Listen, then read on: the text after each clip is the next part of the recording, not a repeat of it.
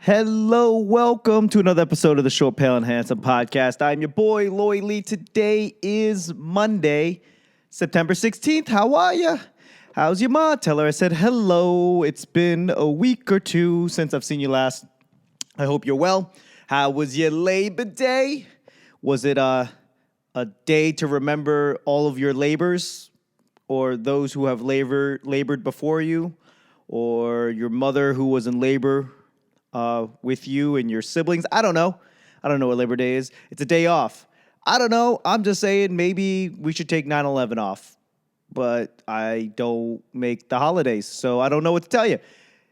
Happy 9/11. I think I missed that too, right? Yeah, I missed that one. I hope that was everything you needed as far as taking an additional day off in remembrance. I took that day off because to me that has a very significant day, just like it does everybody else. But I said, you know what? I'm going to work on Labor Day. I'm going to take 9/11 off. That's how I did it. I don't know. Go if you want. If that's what you want to do, go for it. It's your life. It's now or never. I don't know the rest of the words to that Bon Jovi song, but it's my life. So I worked on Labor Day. I had a few Labor Day shows.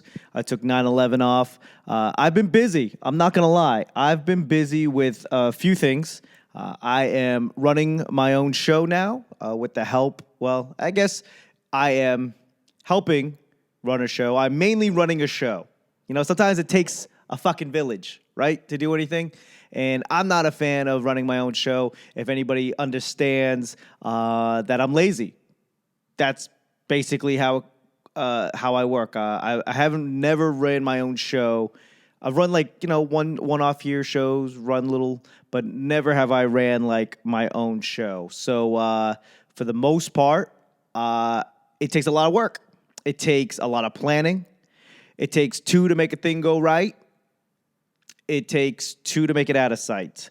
So I'm running a open mic 3 weeks out of the month and then a showcase at a place called State Fair in Maryland, in Catonsville. Not like state, like it's a state fair, but it's a place called State Fair, Fare, because it has like good-to-do food, right? Very Maryland-type food offerings. Great beer selection, a lot of local breweries.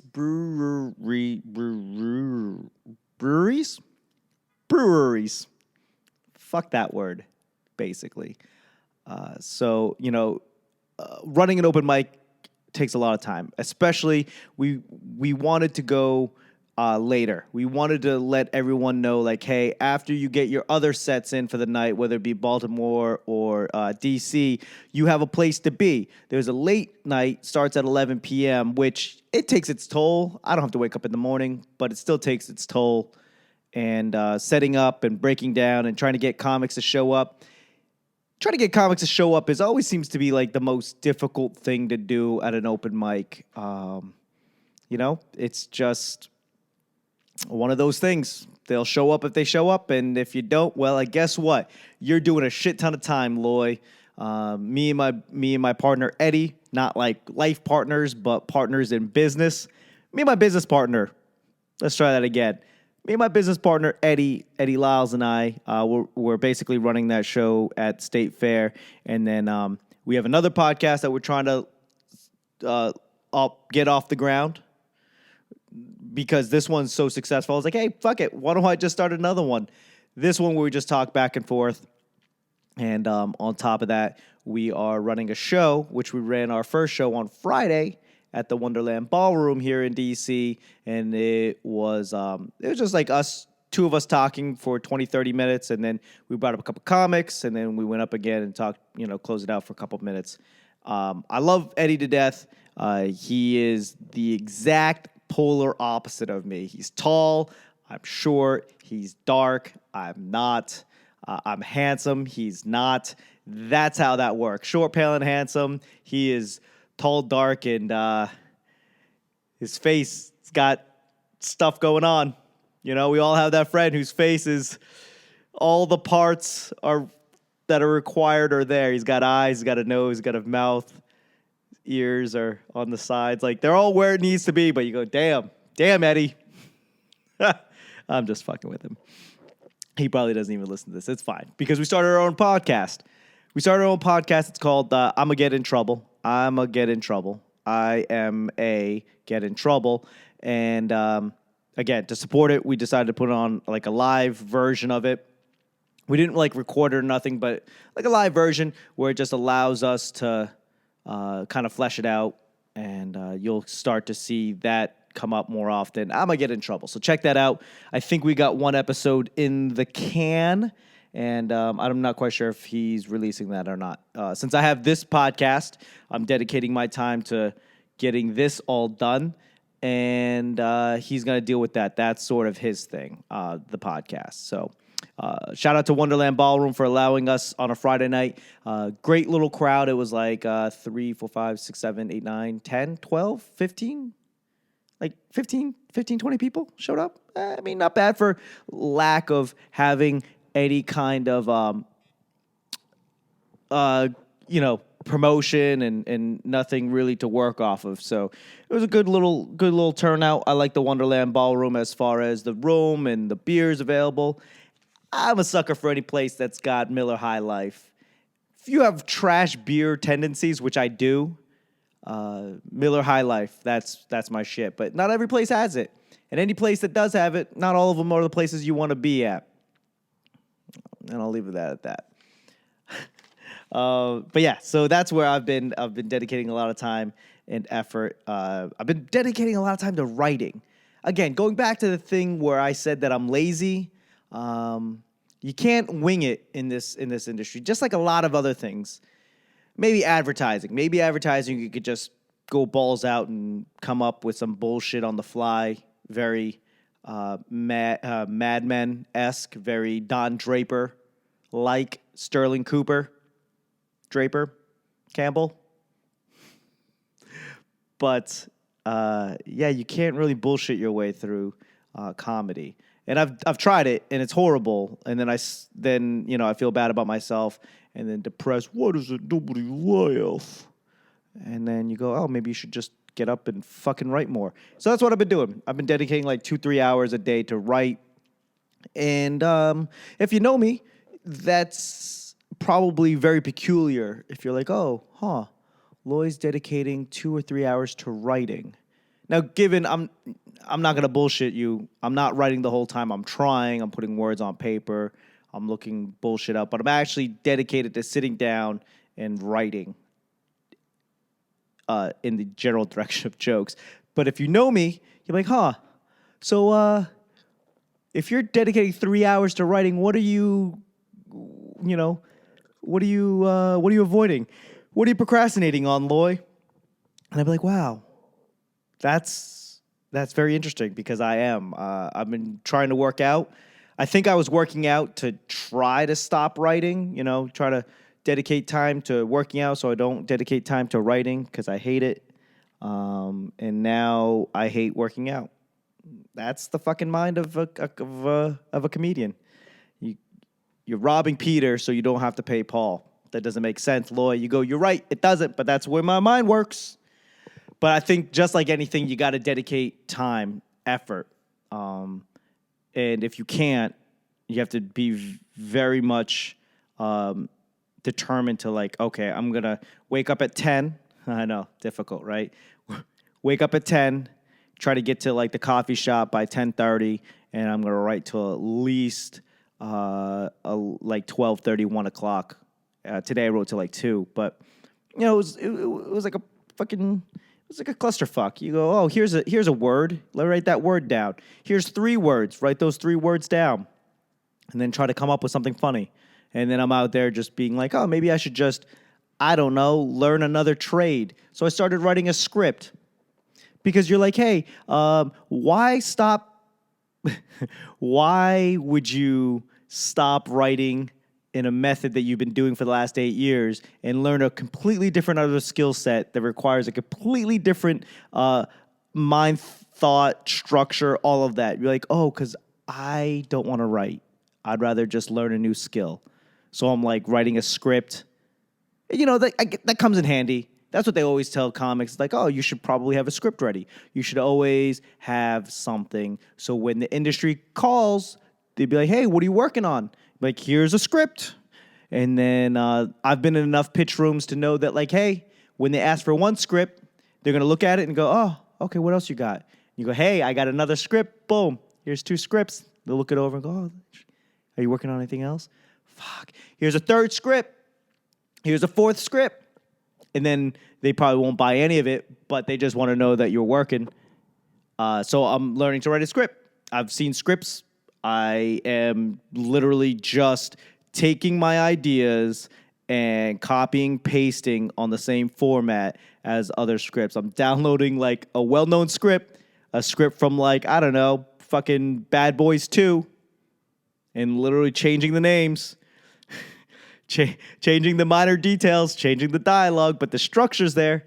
So at least, even if it's a garbage script, people got to go, oh, well, at least he knows how to write a script. It's just trash. But, you don't want to be the guy that comes up with the script and you're like,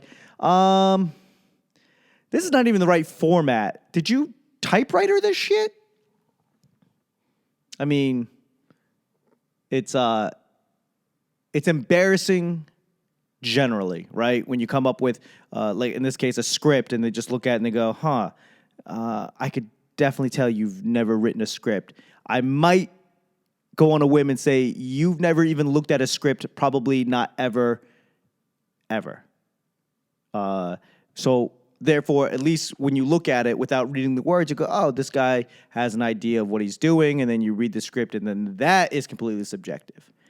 But in my experiences, it's like, here's the script, and they basically take the outline, and then they give it to somebody else to write.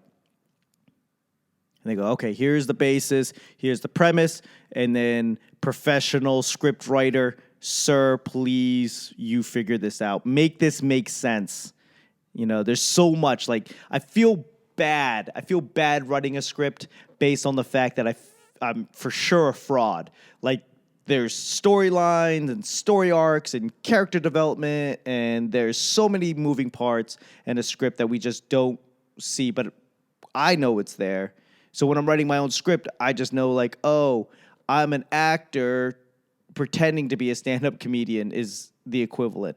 It's like your boss at work. He's fucking trash at selling cars, but he's able to mimic being a manager or whatever it is. I don't know why I'm saying these words anymore.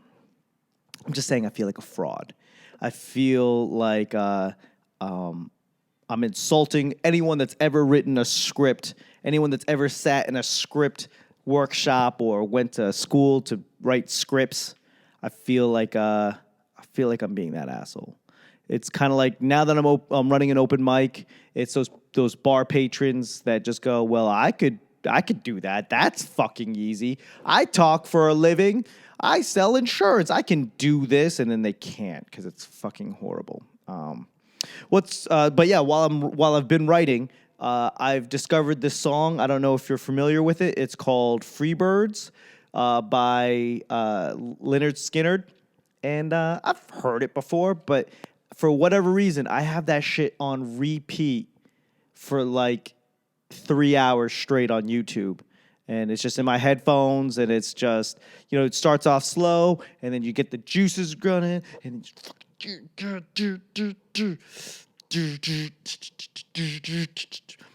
and then the song ends, and then it starts over again. It's mellow, and you bring it down. You're like, oh, okay, cool. And you just start writing again, and then you just keep on writing. And then it starts to build up.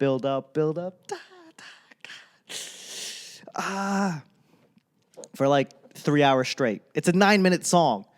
So, you listen to it and you go, okay, that was 10 minutes. Oh, I've gotten 3 words on this piece of paper. It's taken me 9 minutes. Son of a bitch. But, that's what's keeping me motivated and keeping me up. And, I'm not a huge fan of Lynyrd Skynyrd, that one, and Sweet Home Alabama. That's about all I know. Simple Man. I know Simple Man because YouTube just keeps on saying, hey, since you've heard this, maybe you want to hear this, and I'll listen to it. But for the most part, that's what I'm at the coffee shop just jamming out, especially when that guitar solo comes. That's not even, you're like, Lloyd, that doesn't even sound like Freebirds. You're right, it doesn't. I'm not a musician. I am a guy that tells dick jokes to a room full of strangers every night and then does it on a podcast, right? Yeah. Yeah, Freebirds. I don't know if I work out to it, but it definitely keeps me like motivated. Keeps me in the pocket while I'm writing because the words are simple and it's a long song. So I don't know, Freebirds. Maybe that'll be my like coming to the stage song, Freebird. Who knows? My wife's been away for like this whole week. She was staying at a hotel because of her work. Big deal. ALC and the CBC. She say these letters, but it's a convention. The Black Caucus convention was in town, and she was working it, and she would rather have stayed at a hotel close to the convention center than to have to drive or take the metro to and from work. So they stayed. So I've been home. I've been home by myself for the last couple days, and walking around in my underwear. I got a roommate, but just doing those types of things. In the bed, I'm like spread eagle, just stretched out because I can. I'm using all of the pillows. Oh my God, that's glorious. Where you just like load up 2 or 3 pillows behind your back and then 2 or 3 pillows right in your front so you could like throw that leg over or you could throw the leg backwards. Shit's dope. I miss my wife, but sometimes those little things. Next time I go to a hotel, that's what I'm going to ask. I'm going to ask for like, hey, concierge, can I get like 6 more pillows? I know, rough sleeper. On the road, it's like I just need something to cry into because I'm lonely. But no, my wife was working super hard, and it was funny because she would call up and she's like, "Hey, I need help. Bring me this. Can you find this? Can you get that?" And she's got interns that work under her, but I was like, absolutely, whatever you need to do, because I don't want to write anymore. I just need a reason to get out of this coffee shop. Stop writing. Let me just go. Let me just go run around DC, and it's over. She came home last night. It was good to see her, but just something about being alone. And I'm obviously an introvert. Sure, charismatic, I know, adorable, I know, but I'm an introvert. I'd rather just going to the coffee shop to sit there by myself, listening to music and writing. That takes a lot of effort. That takes a lot out of me. I'm introverted, so I enjoy just being at home. The thing that you don't understand if you're not an introvert, like I like to be able to see my wife. I like to be able to see people, but I don't want to be near them.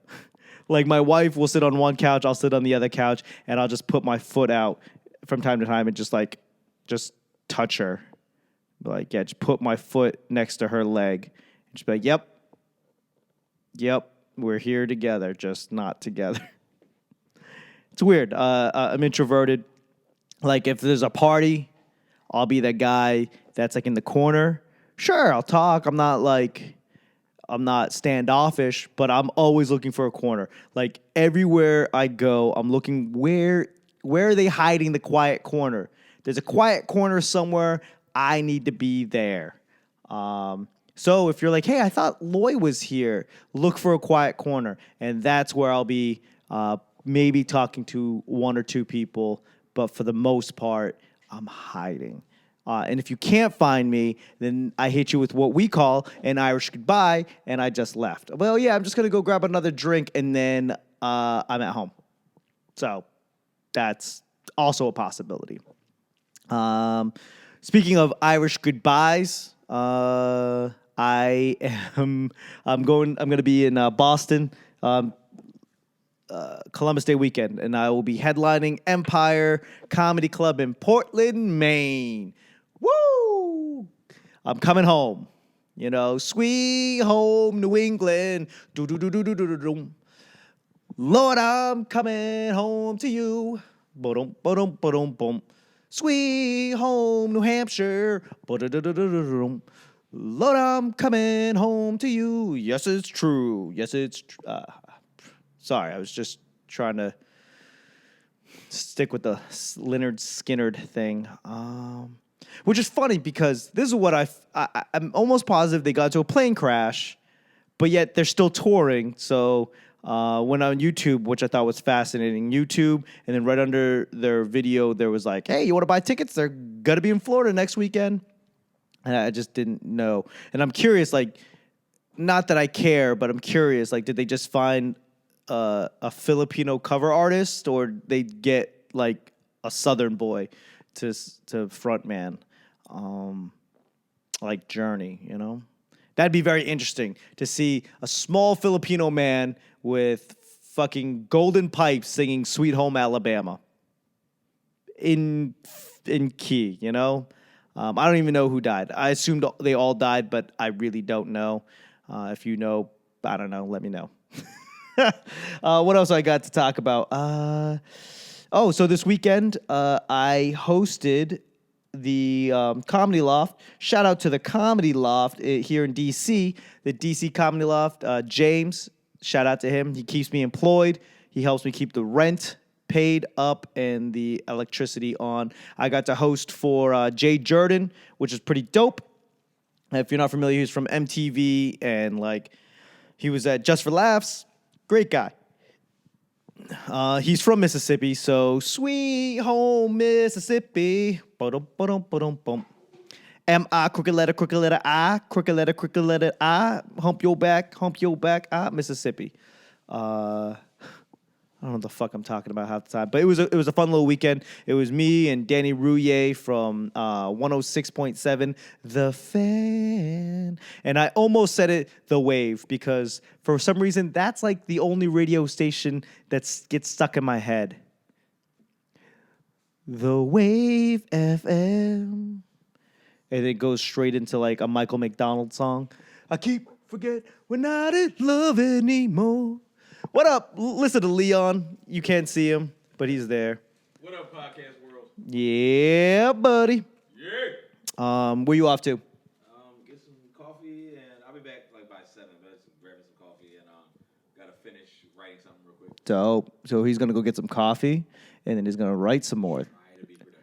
Yeah, and I'm out here telling dick jokes at 2 different cell phones. You set up lights and shit. I set up lights, but they didn't know that. Now the magic is gone. They're like, wow, what is the magic of his editing? No, it's lights. It really is lights. Well, they can't see the head either. Anyways, shout out to listen to Leon, the roommate. What else we talking about? Hosting. Oh, Trevor Wallace. Got to hang out with Trevor Wallace. If you don't know Trevor Wallace from YouTube and Facebook, a.k.a. Kyle, look up Kyle. And he is, I met him like a year and a half ago hosting. He did a guest spot, and then he sold out a couple one-nighters, and then he came back. He sold out a weekend. His fans are so dope. Got to hang out with him.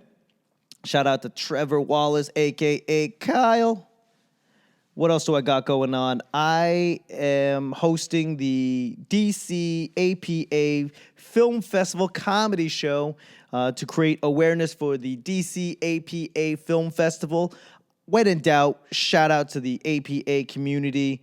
We are under fire with this comedian that just got booked on SNL.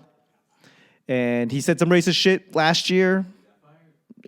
I don't know. I don't think he got fired yet. They just announced he got fired. Oh, okay. Now here's the deal, people.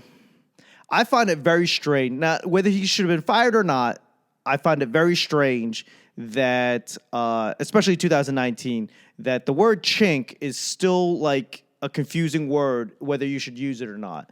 It doesn't bother me that you use it, but it's just kind of like, oh, I didn't know I couldn't do that. Very strange. And I'm torn because obviously I'm not a huge fan of the word, and secondly, I'm a comedian, so everyone is like on one side or the other, but no one's really defending the lack of usage of the word. Like, nobody is standing up for the fact that it's a racial slur and it shouldn't be used, except for Asian people. Everybody else is kind of like, it's freedom of speech. Fuck it. It's just not a funny joke. Like, no, you should, like, in the other part is when you go, well, it's like if Asians had an N-word, that would be the equivalent. And then you get into this crazy, like, downward spiral of like, well, it's not the same. It's different. There's a different history. I'm like, yes, but the equivalent to, if you can understand that you shouldn't use the N-word, I have a hard time understanding how you don't understand that the C word shouldn't be used. Yeah, agreed. Yeah, he agrees. Listen to Leon. But it's like this weird thing where it's like everyone's like, oh, well, he should be able to say whatever he wants. And I'm not against that, but it's like it's very strange where people are like, oh, I just didn't know. I thought it was. And people are defending freedom of speech over the fact that acknowledging like, hey, it's a racial slur. Unfortunately, he got fired.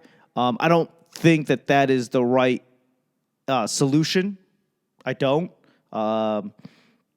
But then again, he also gave out like a really half-assed apology, where in that case you should have just not given an apology. He was like, "Oh, I'm an edgy comedian that pushes the boundaries. Some jokes don't work." I'm paraphrasing, obviously.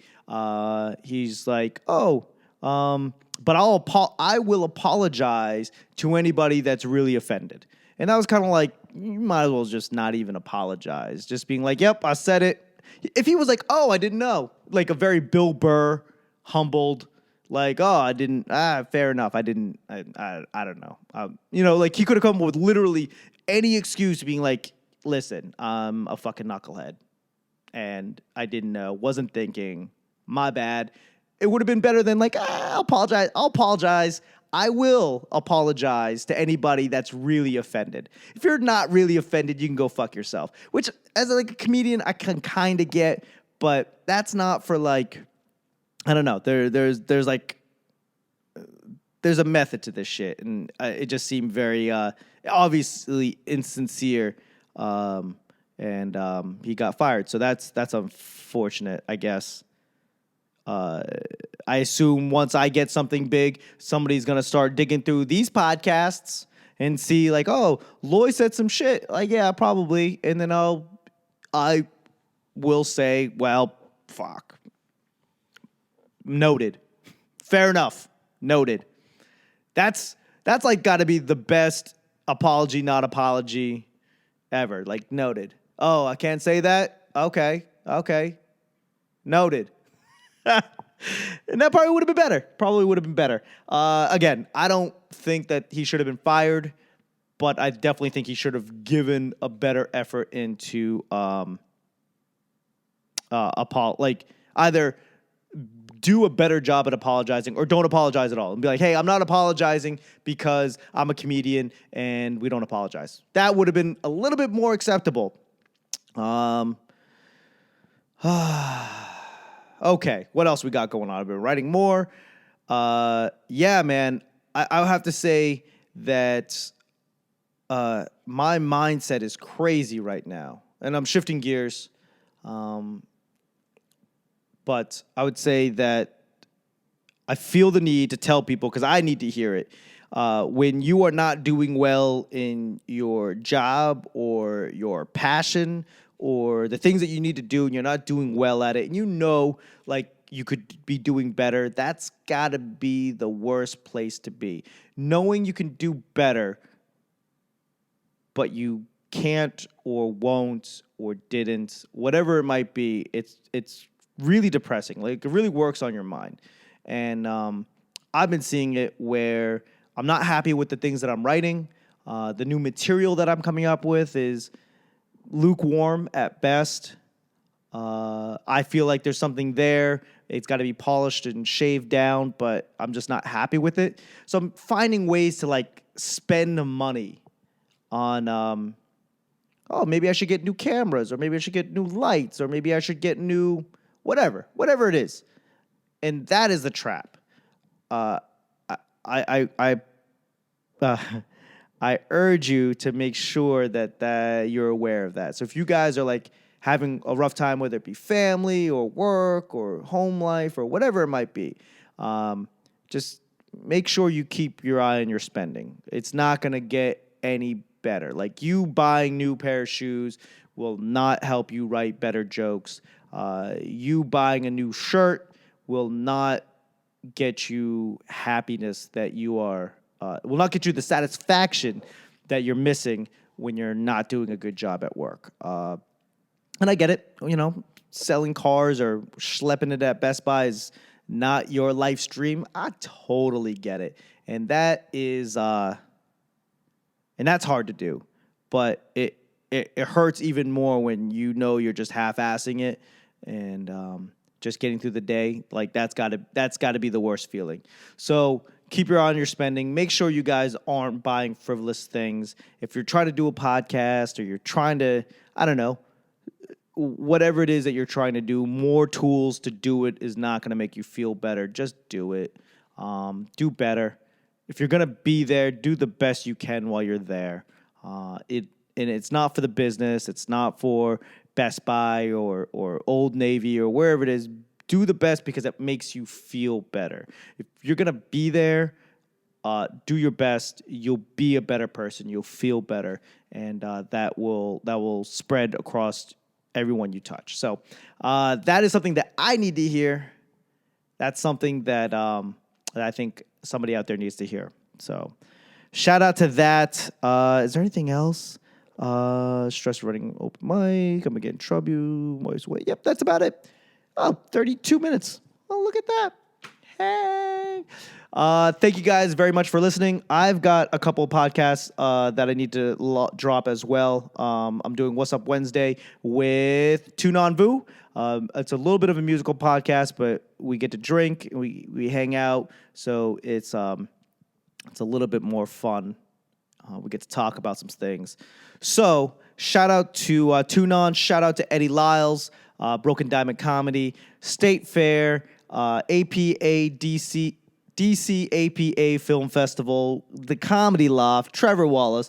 There's a lot of shout-outs today. I hope you are all well. I cannot wait to talk to you guys. If you guys don't follow me on Instagram, it's Loy Lee Comedy. Also on Facebook, loyleecomedy@gmail.com. If you want to shoot me an email. What else? Oh, this podcast itself has a Instagram. It's called Short Pale Handsome on Instagram. So shout out to that. I appreciate you guys. Please like this, share this, rate this, review this. I don't know. I'll take anything at this point. I got a Patreon account. I feel like I'm just corporate shilling it for shekels. Shilling for shekels. That would have been an awesome podcast as well. But I appreciate you guys. Thank you very much. Happy Labor Day. Shout out to anybody who's affected about 9/11. It's been too long, but it should never have happened ever. So if you've been affected, my heart goes out to you. I love you guys very much. Please continue to listen and have a freaking wonderful day. Okay? Okay, bye-bye.